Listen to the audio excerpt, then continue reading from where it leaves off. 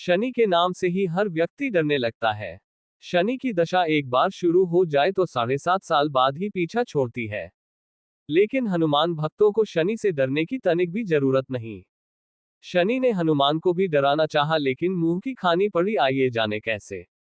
महान पराक्रमी हनुमान अमर हैं। पवन पुत्र हनुमान रघुकुल के कुमारों के कहने से प्रतिदिन अपनी आत्मकथा का कोई भाग सुनाया करते थे। उन्होंने कहा कि मैं एक बार संध्या समय अपने आराध्य श्री राम का स्मरण करने लगा तो उसी समय ग्रहों में पापग्रह मंद गति सूर्यपुत्र शनि देव पधारे। वह अत्यंत कृष्ण वर्ण के भीषणाकार थे।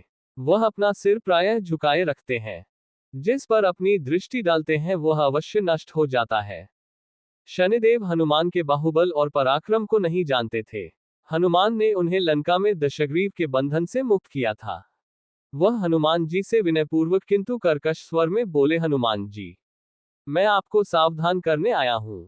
त्रेता की बात दूसरी थी, अब कलियुग प्रारंभ हो गया है। भगवान वासुदेव ने जिस क्षण अपनी अवतार लीला का समापन किया उसी क्षण से पृथ्वी पर कली का प्रभुत्व हो गया। ये कलियुग है। इस युग में आपका शरीर दुर्बल और मेरा बहुत बलिष्ठ हो गया है। अब आप पर मेरी 7.5 की दशा प्रभावी हो गई है।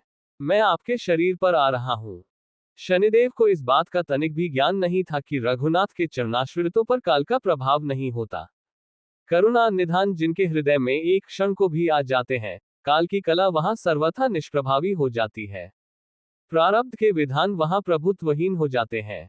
सर्व समर्थ पर ब्रह्म के सेवकों का नियंत्रण संचालन पोषण प्रभु ही करते हैं। उनके सेवकों की ओर दृष्टि उठाने का साहस कोई सुर असुर करे तो स्वयं अनिष्ट भाजन होता है। शनिदेव के अग्रज यमराज भी प्रभु के भक्त की ओर देखने का साहस नहीं कर पाते। हनुमान जी ने शनिदेव को समझाने का प्रयत्न किया, आप कहीं अन्यत्र जाएं। ग्रहों का प्रभाव पृथ्वी के मरणशील प्राणियों पर ही पड़ता है। मुझे अपने आराध्य का स्मरण करने दें। मेरे शरीर में श्री रघुनाथ जी के अतिरिक्त दूसरे किसी को स्थान नहीं मिल सकता। लेकिन शनिदेव को इससे संतोष नहीं मिला। वह बोले, मैं सृष्टिकर्ता के विधान से विवश हूं।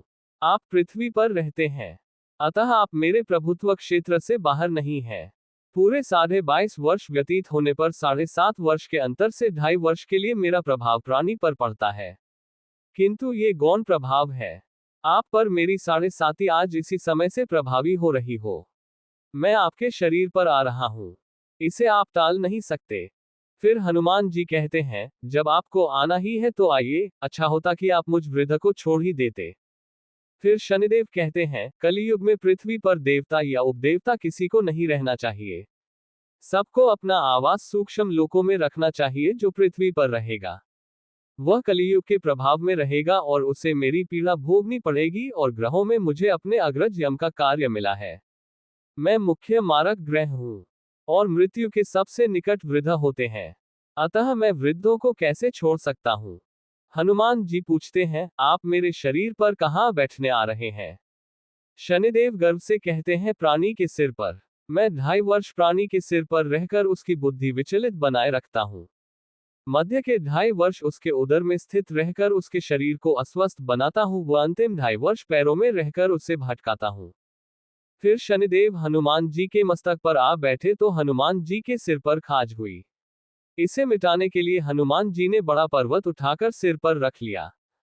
शनिदेव चिल्लाते हैं, यह क्या कर रहे हैं आप। फिर हनुमान जी कहते हैं, जैसे आप सृष्टिकर्ता के विधान से विवश हैं वैसे मैं भी अपने स्वभाव से विवश हूं। मेरे मस्तक पर खाज मिटाने की यही उपचार पद्धति है। और आप अपना कार्य करें और मैं अपना कार्य। ऐसा कहते ही हनुमान जी ने दूसरा पर्वत उठाकर सिर पर रख लिया। इस पर शनिदेव कहते हैं, आप इन्हें उतारिए, मैं संधि करने को तैयार हूं।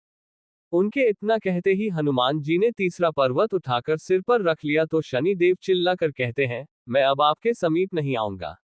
फिर भी हनुमान जी नहीं माने और चौथा पर्वत उठाकर सिर पर रख लिया।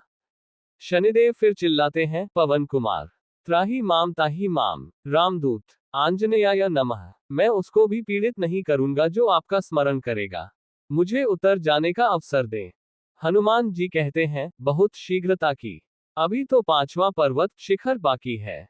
और इतने में ही शनि मेरे पैरों में गिर गए और कहा, मैं सदैव आपको दिए वचनों को स्मरण रखूंगा। आघात के उपचार के लिए शनिदेव तेल मांगने लगे। हनुमान जी तेल कहाँ देने वाले थे, वही शनिदेव आज भी तेलदान से तुष्ट होते हैं।